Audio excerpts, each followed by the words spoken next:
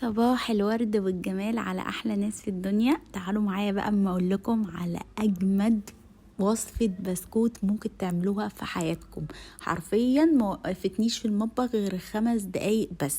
تقدري تعمليها باي شكل تحبيه او تعمليها عادي من غير ما تشكلي خالص. انا هعملها لكم بالطريقتين، بس اهم حاجة تتابعي الفيديو معايا وتمشي على كل التفاصيل وتشتركي في القناة عشان انتي كده بتدعميني ان انا اكمل ويظهر لك المحتوى بتاعي.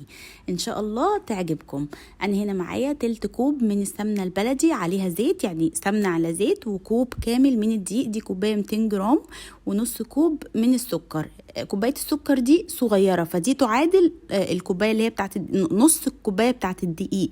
هي شكلها كبير في الفيديو بس هي قد نص الكوبايه بالظبط بتاعت الدقيق. يبقى لو هتستخدمي كوبايه الدقيق هتعايري بيها السكر يبقى نصها بس، وبضايه ومعلقه كبيره من الكاكاو الخام. واهم حاجه يكون الكاكاو نوع نظيف، دي اهم حاجه عشان ايه ما يعملش، عشان بحس ان الكاكاو اللي هو الانواع اللي هي الرخيصه او الرديئه دي بتعمل زي ايه، فيها زي حصى كده، ما معرفش، بيبقى فيها حاجه غريبه والطعم بيبقى الشوكولاته.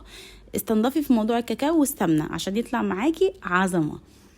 انا هنا حطيت البيضه بتاعتي وعليها نص كوب السكر.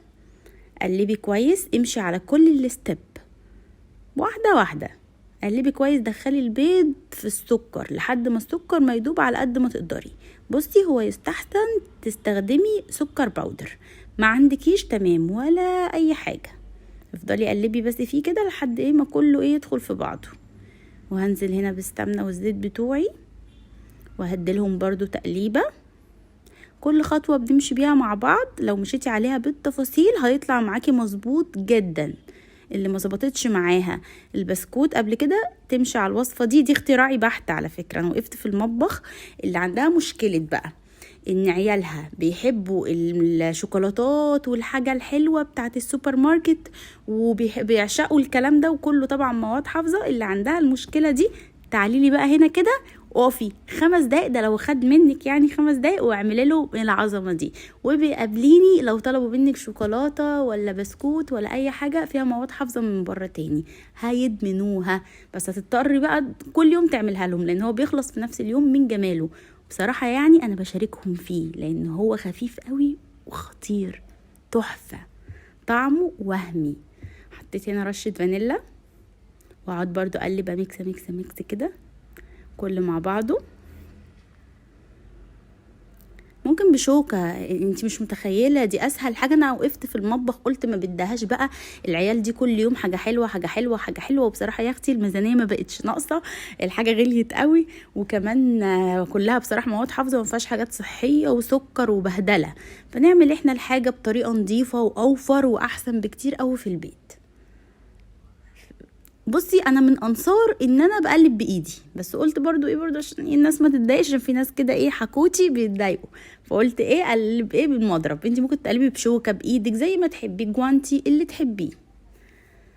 بصوا، لازم ايدي تخش في الموضوع، ما اقدرش، انا ست بيت مصريه اصيله، لازم ايدي تخش في الموضوع. هنزل هنا بالكاكاو بتاعي وهقعد بقى اقلب اقلب اقلب اقلب كده زي ما انتوا شايفين.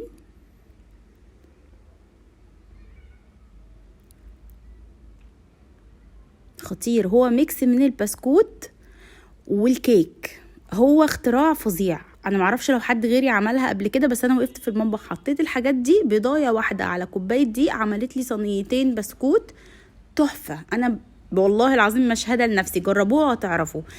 ده يعتبر من احسن البسكوت اللي كلته في حياتي كطعم، وانه معمول بيتي والنظافه، ويعني حاجه خطيره جدا وما خدتش مني وقت حرفيا.